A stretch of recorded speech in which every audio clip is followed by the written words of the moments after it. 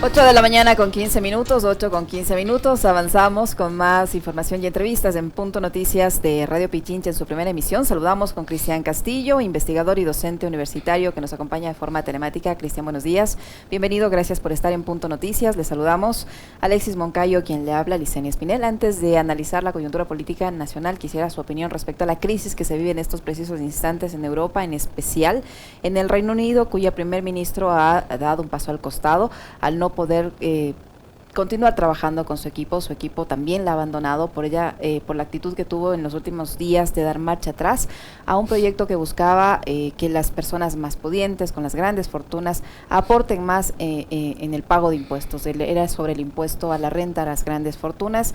Ella lo retiró, pues, y esto ha provocado una crisis política al punto que dijo: no puedo más y me voy. ¿Cómo analizar esta situación que se vive en Europa? Buenos días, bienvenida. Licenia, Alexis, muchísimas gracias por esta gentil invitación. Es un gusto siempre acompañarles para comentar un poco de las coyunturas sobre las cuales vale la pena conversar. Un saludo a todas las personas que nos estén escuchando, mirando ahora o después. Importante pregunta la que plantea Licenia, porque a mí también me sorprendió que de entrada 44 días dura en el cargo la primera ministra y que le tocó vivir básicamente la muerte casi que llegó solamente para acompañar a el sepelio de la difunta reina Isabel II, ¿no? Sí. Decir tal vez que en Europa hay especialmente en Inglaterra, en los países sajones, la concepción importante sobre el estado de bienestar y el reconocimiento de que el estado de bienestar se fundamenta en la solidaridad, entendida no como caridad, sino como el esfuerzo que hacen quienes más tienen por sostener el estado y por sostener la sociedad a través de un pago tributario mayor. No es la primera vez que pasa esto. Yo recuerdo que en Suecia también pasó que, no es que cayó un gobierno, pero hubo algún gobierno, no habrá sido más de 10 años, que un gobierno decidió disminuir las tasas impositivas especialmente para las capas más pudientes de la sociedad, e hicieron un plebiscito y la sociedad sueca se dio de baja esa disposición, esa norma, precisamente porque hay un reconocimiento de que quien más tiene que pagar. Y pues en Inglaterra esta tradición no es nueva, y creo que además tienen como una evidencia de qué es lo que pasa cuando las clases pudientes dejan de pagar, porque no es que finalmente generan más trabajo con el excedente, lo que hacen es depositarlo generalmente en cuentas offshore, como lo que ha pasado aquí también. Esto genera una compulsa que en nuestro país sería inmanejable, pero en países como Inglaterra, donde hay institucionalización y donde no hay tráfico de influencias, donde la democracia funciona bien, las instituciones funcionan bien, no es el fin del mundo. Quiero decir, no sería la primera vez. Boris Johnson renunció hace poco. Esta primera ministra estará en funciones hasta que se elija a su sucesor, pero hasta mientras no puede pasar proyectos de ley, no puede hacer cambios normativos, sino tiene que garantizar que la cosa pública funcione.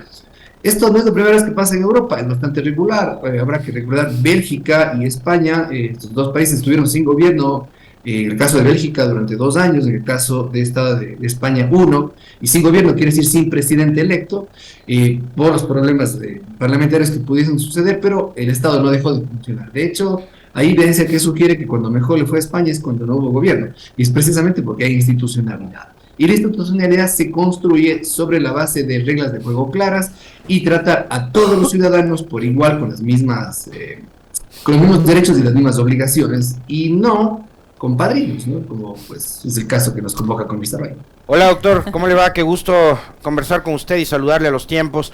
A ver, hay algo que, a propósito de lo que usted señalaba, y coincidiendo además con esa visión de lo que debería ser un Estado con institucionalidad, hay momentos cuando las élites llegan al poder, ¿no? Y le hacen creer a la ciudadanía con campañas publicitarias y con discursos y relatos, como los que, por ejemplo, tiene este señor Laje o Milei, etcétera, etcétera, que lo que hace, lo que usted señalaba hace un momento, el Estado es asistencialismo, y que a los ciudadanos no hay que asistirles en absolutamente todo, sino que hay que enseñarles a pescar. Entonces ahí nos han metido, por ejemplo, conceptos como este del emprendimiento, de ser tu propio jefe, etcétera, etcétera, etcétera. Pero ahí cuando se va acabando, en cambio, ese asistencialismo que es estigmatizado, que es etiquetado, que es denostado, y nos damos cuenta de que no tenemos servicios públicos, de que no solo es que fallan a la hora de atenderte en salud, sino que además te entregan una licencia después de 3 meses o una cédula, un pasaporte después de 3, 4 meses, ahí nos damos cuenta de que, el Estado, o sea, la inversión pública no ha sido solo los grandes puentes, carreteras, hospitales, sino también una buena atención al público. ¿Por qué estamos pasando como sociedad para procesar esos mensajes que nos envían las élites?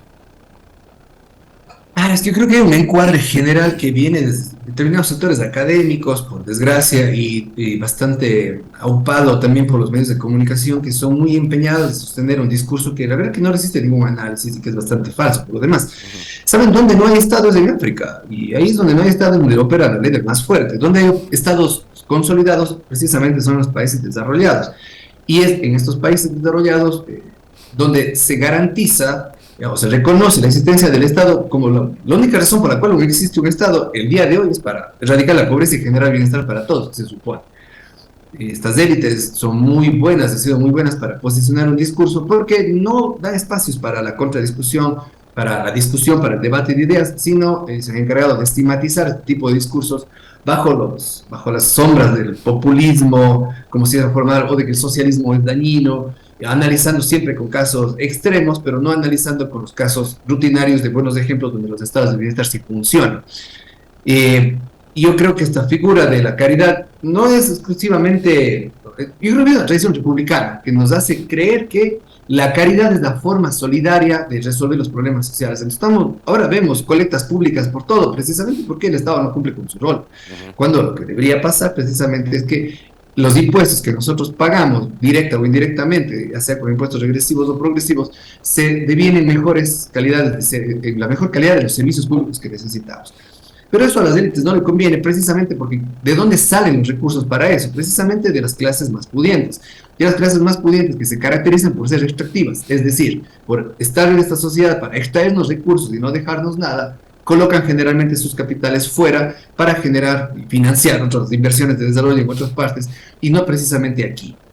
Este discurso, por desgracia, tiene un eco aupado precisamente porque el proceso educativo en general no es lo suficientemente crítico. ¿Y por qué pasa esto? Porque hay gente, hemos visto intelectuales o pseudointelectuales de derecha, que se ponen bravos porque las universidades, las universidades enseñan, por ejemplo, teoría básica del marxismo y dicen que eso es adoctrinamiento, pero nadie dice sobre las cosas que se enseñan en relación al neoliberalismo más recalcitrante. Sobre eso no se dice nada.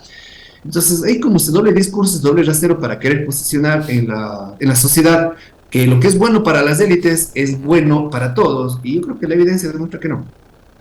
Ahora, doctor Castillo, esta falta de agilidad o este deterioro de los servicios públicos ha motivado nuevamente que aparezca esta ola de tramitadores, de gente que le cobra, a la que hay que pagarle por debajo de la mesa para que le ayude a hacer más rápido la atención en un servicio público, cualquiera que sea y hemos llegado hasta el extremo de tener que tener padrinos para que nos den, por ejemplo, un crédito, y el ejemplo lo ha dado el propio presidente de la República, al decir que anda al banco diciendo que eres mi ahijado. O sea, a ese nivel hemos llegado.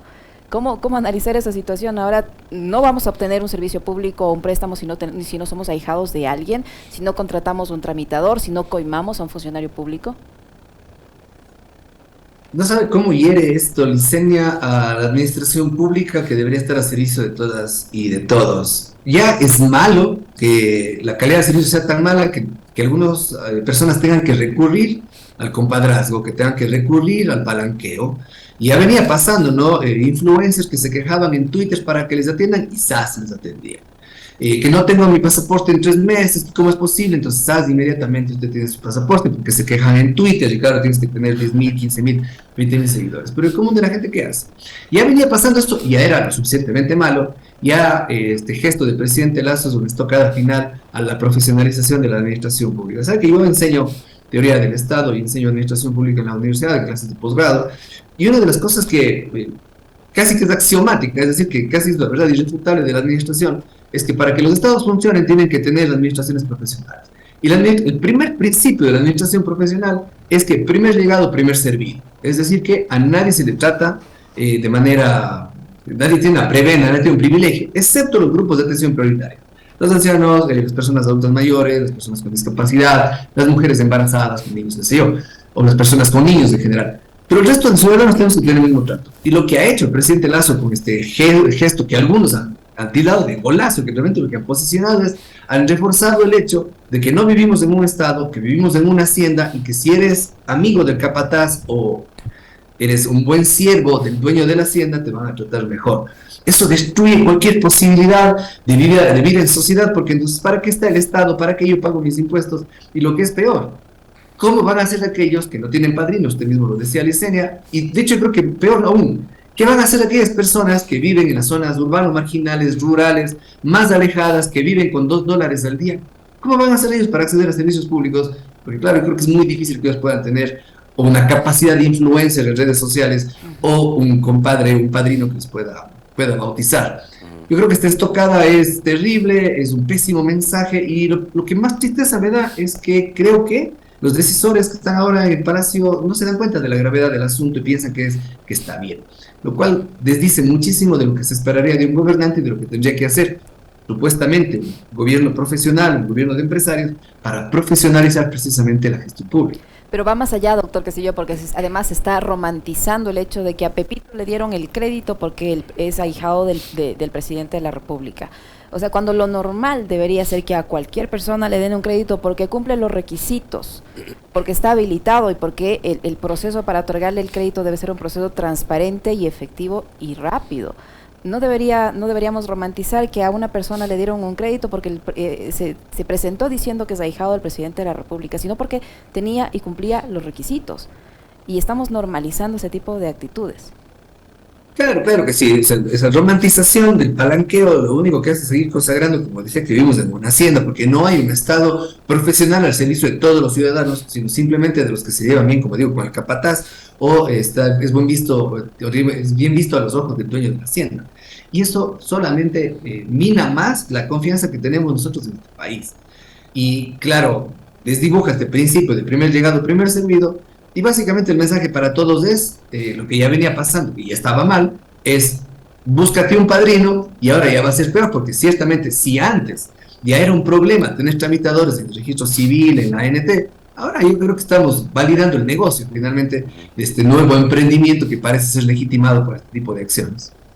Lo que, digamos, a mí lo que me ha sorprendido, doctor, es ver que quieran todo trasladarlo a, digamos, a una comunicación más efectiva y más directa, ¿no? Usted decía hace un momento bien, depende también de los encuadres, ¿no? Y hoy, digamos, lo que han hecho algunos expertos en comunicación es decir, si lo comunican bien, esto puede dar resultado, ¿no? Porque además están viendo un presidente que cumple, ¿no? Porque lo que ha hecho es cumplir. Entonces, yo lo que me preguntaba el día martes, cuando finalmente Ángel Freire, que es este zapatero al que le dijo vete al banco y saque el crédito, obviamente se saltó la fila, que esa es otra de las cosas que, digamos, digamos, nos han hecho creer que es muy propia de nuestra cultura, ¿no? Saltarte la fila.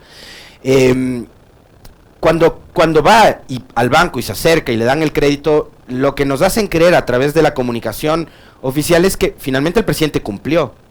Lo que yo no sabía, por ejemplo, es que detrás de Ángel había 41.618 beneficiarios de Ban Ecuador.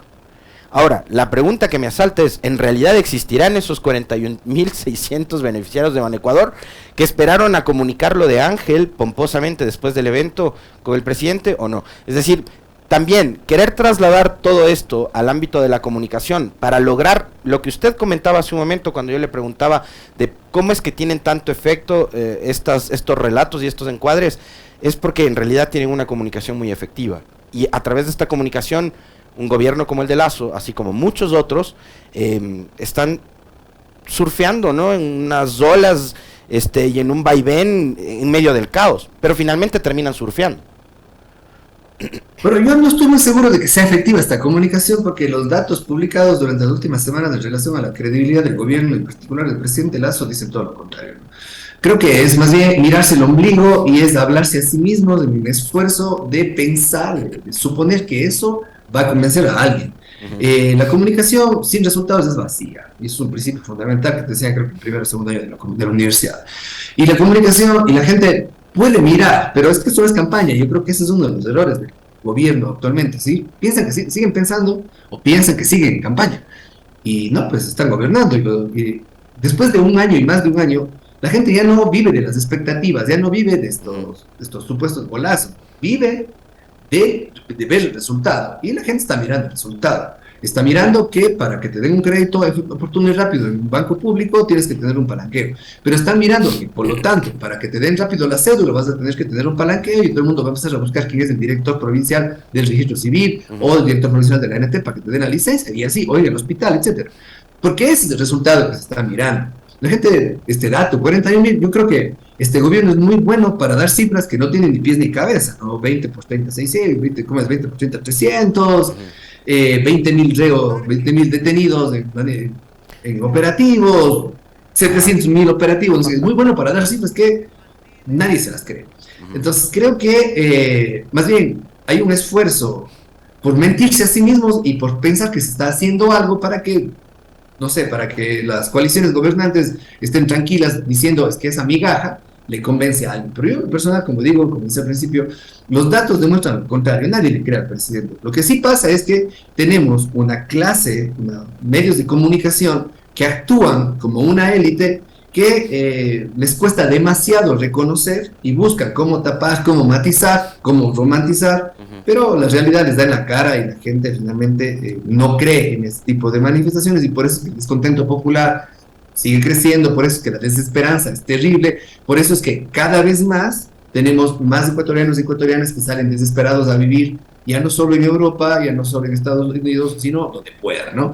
Y sobre eso, solamente una nota al margen, he visto muchísimas últimas notas en algunos medios de comunicación sobre lo bueno que es poder conseguir un trabajo en Italia. Justo hoy día veía de que un cambio en la ley de extranjería podría ser que un estudiante gane $900 semanales en España, pero ¿bajo qué contexto? No sé, como diciéndote, más bien ve, ándate, ahora es más fácil irse a Canadá, parece que es más fácil concursar en la lotería de visas de Estados Unidos, y está como ese discurso reforzado, precisamente para desviar la atención sobre los problemas reales, y como digo, creo que la comunicación sin resultados es vacía, y un año después, un gobierno que no tiene resultados va a seguir pensando que estos son globos de ensayo, que finalmente no le convencen a nadie. Ahora, doctor Castillo, en este contexto, el tema de la inseguridad, ¿hasta qué punto distrae al ciudadano común y corriente su atención de otros problemas que también le afectan, como por ejemplo la falta de empleo, la crisis económica, la falta precisamente de provisión de servicios básicos y públicos de calidad? Porque todos estamos ahora pendientes de salir a la esquina y por lo menos llegar con vida a la casa, ¿no? Porque si uno sale a la esquina, posiblemente le roban el celular, le roban la cartera, a los que tienen auto le roban el auto, le rompen el vidrio, etcétera, etcétera. Vivimos en un constante estrés por la inseguridad y tenemos nuestra atención puesta fundamentalmente en precautelar la vida. ¿Hasta qué punto eso nos distrae como ciudadanos de otros problemas que están allí presentes y que también son muy importantes? Bueno, dos ideas. La primera es que yo no estoy muy seguro de que eso distraiga, sino más bien incrementa la desazón. Porque ni siquiera tengo seguridad, porque ni siquiera tengo registro civil, porque ni siquiera me atienden en el hospital, ni siquiera hay medicina, ni siquiera hay carretera, ni siquiera hay ningún servicio público que valga. Y ni siquiera puedo llegar tranquilo a mi casa, ni siquiera puedo hacer que mis hijos e hijas vayan a estudiar tranquilos porque siempre estoy preocupado. No pueden llevar su computadora a la universidad, tienen que llevar el cuaderno y en la universidad necesitan la computadora para trabajar, no pueden llevar el teléfono. Les dicen que más bien no se compren teléfonos muy caros para que no tengan mucho lío cuando les roben. Yo creo que incrementa la desazón, alimenta. Y la otra idea es que aquí también hay palanqueo, aquí también es terrible, porque aquí también hay que ser amigo del coronel de policía, hay que ser amigo de la gobernadora o del gobernador, hay que ser amigo del intendente, para que medio, cuando pasa un hecho delictivo, alguien medio te ayude. Y también pasa eso. Entonces esto es desarmar totalmente el Estado de Derecho, el Estado de Derechos, es desarmar completamente la vida en sociedad y aquel discurso de que cada uno se hace, convertido a política de Estado, el sálvese quien pueda. Y claro, es terrible porque así no se puede vivir. Nadie creo que quiere vivir así. Por mi trabajo, por mis actividades profesionales, conozco gente de diferentes grupos sociales. Y en todos los grupos sociales todo el mundo quiere irse, desde las élites más pudientes hasta las clases populares, porque así no se puede vivir. ¿Quién puede vivir así? Y es precisamente porque como no hay gasto público, como hay este discurso permanente de priorizar lo público, de que gastamos demasiado, entonces no se alimentan los servicios públicos mínimos que necesitamos. Y creo que el servicio básico que todos tenemos es poder vivir en sociedad. Pero eso no se alimenta solamente, o no se logra solamente alimentando a la policía. Se logra si es que se crean condiciones favorables para el empleo, para la seguridad, para la salud. Yo siempre pongo como ejemplo común de los casos de delincuencia común, y claro, ¿porque está aumentando la delincuencia organizada? Es porque la gente está desesperada y no sabe qué hacer. Pero si es que mi hija tiene un accidente y yo tengo que llevar al hospital y en el hospital no le atienden y me piden que le lleve a un hospital privado y no tengo $2,000 para pagar, ¿qué voy a hacer? Si soy clase popular y ganaba $400 de hora, ni eso. ¿Qué opciones me da? Probablemente haré la colecta, uy, pero si se me acaba la colecta, si es que no tengo amigos que me ayuden, probablemente más de una persona va a pensar en la delincuencia. Entonces, si no tengo condiciones de empleo, si no tengo condiciones de seguridad, de salud, de educación mínima, es muy, muy probable que este círculo vicioso no se resuelva. Y claro, esto solamente es producto precisamente de este tipo de políticas que, hablando de la austeridad y disminuir el gasto público, lo único que están haciendo es invivible este país. Hay que explicarle a los ciudadanos, doctor Castillo, porque creo que no todos logramos entender bien por qué las élites pelean tanto, pugnan tanto por llegar al poder. Si no creen en lo público, si no creen en el rol del Estado como un ente regulador para tratar de vivir medio civilizadamente, ¿por qué las élites justamente aspiran a tomar el control político de un país? Bueno, nuestra tradición republicana está basada de las luchas de diferentes élites, gamonales y oligarcas, ¿no? Juan Pazmiño ha hecho excelentes, muy buenos análisis históricos sobre cómo funciona esto. Y es precisamente porque esa es la forma de garantizar para las élites que le acompañan el mayor incremento de negocios y de recursos para sí mismos. Y yo creo que uno de los grandes problemas que tiene este país, excepción de Cuenca, y perdón que lo diga cuencano, no quiero sonar esnovista, pero no tenemos una burguesía nacionalista en general. Los cuencanos sí lo son, hay una burguesía nacional, una burguesía local que es súper cuencanista, pero muchísimo, que está preocupada precisamente de generar servicios públicos, está participando activamente en la construcción de proyectos de futuro para la ciudad, cooperación público-privada, trabaja en un observatorio de Cuenca 2070, pero en el resto del país no se ve eso. En el resto del país son mucho más rentistas y están mucho más enfocadas en garantizar la expropiación de recursos para su propio beneficio. Y claro, mucha gente dice que no roban, bueno, tengo mis dudas, pero básicamente lo que hacen es generar condiciones favorables para incrementar responsablemente su potencial de ingresos. No, ¿qué pasa ahora? Son 200 años de república y esos 200 años se han caracterizado por eso. Y es una pena porque finalmente, si es que no tenemos burguesía nacionalista, es muy difícil salir del subdesarrollo. Necesitamos de todo tipo de clases sociales para poder avanzar. Y una de esas clases sociales preponderantes es esta. Pero ¿qué es lo que tenemos? Especialmente en las élites financieras, que son básicamente extractivas. Lo único que buscan es garantizar un incremento sustancial de sus propios patrimonios, de sus propios negocios diversificados, para su protección y para colocar sus recursos fuera. Pero una visión nacional no la tienes. Y yo creo que eso es uno de los grandes problemas que nos tienen atados al subdesarrollo.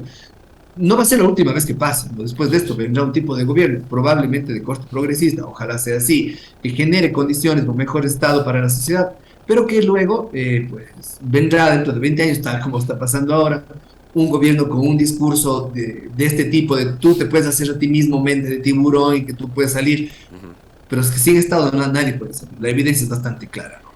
Entonces usted sabe esto, Alexis, pero el 90% de los ricos, no importa qué tan poco inteligentes sean, van a morir ricos. Así es. Y el 90% de los pobres, no importa qué tan inteligentes sean, van a morir pobres. No, lo digo yo, son estudios bastante difundidos, especialmente en Europa, precisamente porque hay estas clases sociales que no quieren que el bienestar que ellos sufren, porque es el concepto de privilegio, ese bienestar que ellos viven, no sea divulgado para todos, lo cual para mí siempre es un pésimo negocio, porque yo no entiendo cómo este discurso de a la gente que bajan el sueldo para incrementar la productividad, ok, pero ¿quién va a consumir los productos que usted genera? No tiene mucho sentido lo que se está planteando. Y eso se ha visto notoriamente, porque desde la pandemia usted recordará que esta ley inhumanitaria del presidente Moreno lo que ha hecho es mandar a la baja el ingreso promedio y obviamente ha disminuido muchísimo el consumo. A otra suma de problemas que hay que ir agregando todo lo que estamos viviendo ahora, precisamente por la falta de un Estado al servicio de la ciudadanía. Muy bien. Muchísimas gracias, doctor Castillo. Siempre un gusto conversar con usted. Fuerte abrazo, doctor. Gracias. Un gusto enorme a ustedes. Ojalá que esto pase pronto y ojalá podamos contar buenos días de mi